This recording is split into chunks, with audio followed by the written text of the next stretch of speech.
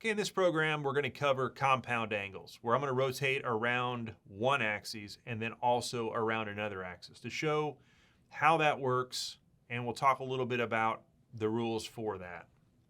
So what we're going to do is we're going to machine off this corner of the front right corner of the part at a 45-degree angle around Y or X, and then also around Z to get over to that compound angle. So the way we do that is we use a transform plane, of course. I've started the program with my rotary position. Next block will be a transform plane. And in this case, I'm going to put 5.5, 0.5, and minus 0.5. So I'm going to move my transform plane from this front left corner of the top side, our original 0 we've been using on our other examples. I'm going to move over 5.5 inches, which is a ½ inch shy of the edge of the part. I'm going to move back positive in the y-axis by 0.5 away from the edge of the part, and then I'm going to drop down to a -5. So basically, where my little cursor is here on the slide, the center of that flat, for the most part, will be my 0 point. And the yellow surface will be Z0 when I'm done.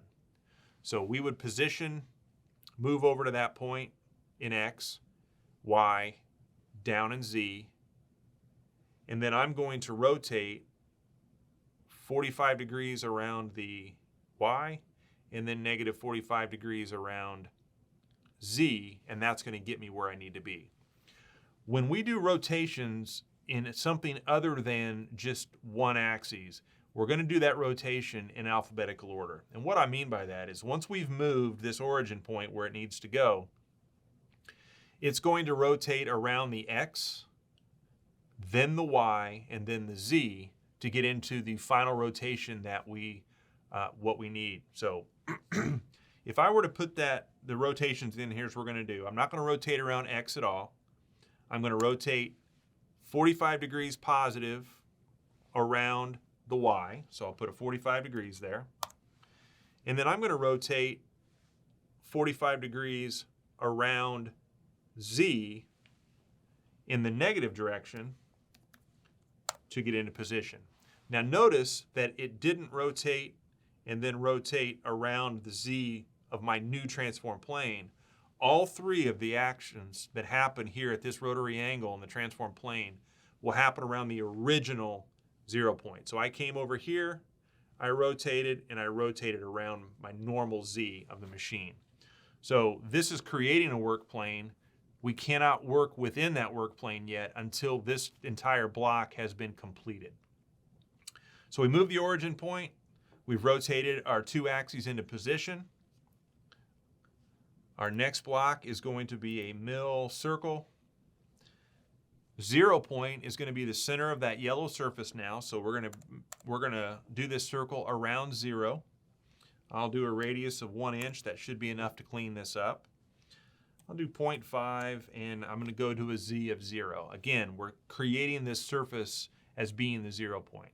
Now I could have gone all the way to the corner of the part, rotated, and then controlled that surface by putting in a negative value here for our Z bottom, but I'm going to come in and drill a hole here. So I don't want to have to add that ½ inch distance or whatever that is from the corner into every conversational block I do going forward. I want to be able to use print dimensions. So if I can learn how to control that surface and make that 0, then anything subsequent that I do in the program, I can put actual depths. I don't have to add that extra value in there. So we're going to go to a Z of 0. I'll use tool 1, and we'll make that a pocket boundary. Next block will be my transform plane end. Next block. And if we go watch that in graphics, we now have that chord. I'm gonna make that radius a little bit bigger. It wasn't quite enough on the circle to clean that up. So we'll make that 1.5 inches. Doesn't really matter. It's just for our graphical purposes here. All right, so now we've cleaned that up. So next I'm gonna go in and I'm going to drill a hole at 0, 0 within this same transform plane, however. So block 2 and block 3 are controlling where that mill circle is happening, and that's controlling our work plane. I don't want to do another separate transform plane. I'm just going to do it within here. So between mill circle and transform plane in, I'm going to insert a block, and it's going to be a holes block. So I'm going to insert tool block before, holes, just a simple drilling operation. I'll do a 0.1. Let's go down 1 inch.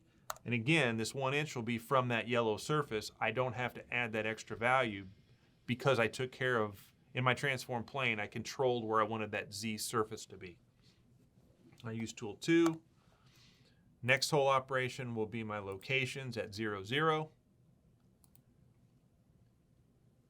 And then I already have a transform plane end in there. So the things that happen between this transform plane and the end will all be done with that new origin point at that new location with the new work plane rotated into position. So now if I come up and I hit my draw, I'm going to get the circle and then a drill right there at the XY location point of 0, 0. So that's how we can add other blocks within the same transform plane. They will be the same origin point, obviously, the same rotated work plane, and it would be just as if we had put this in a 3-axis machine, rotated that corner up, picked up our 0 point, and then we just programmed all the features we had to do at that new location. It's just we'll be able to take care of them in the program, and again, we could put more things on all sides of the part doing this as well. So when you're using compound angle, remember the X, Y, and Z rotations happen all around the original coordinate system. So I would move my origin point, I would then rotate, but I'm rotating around this coordinate system for X, Y, and Z, and they all happen in alphabetical order. So I can visualize the X rotation first, then the Y rotation, and then the C rotation. So hopefully that explains this a little bit more. Again, this is this building on the same concept we've been doing over and over again in the other programs we've been using.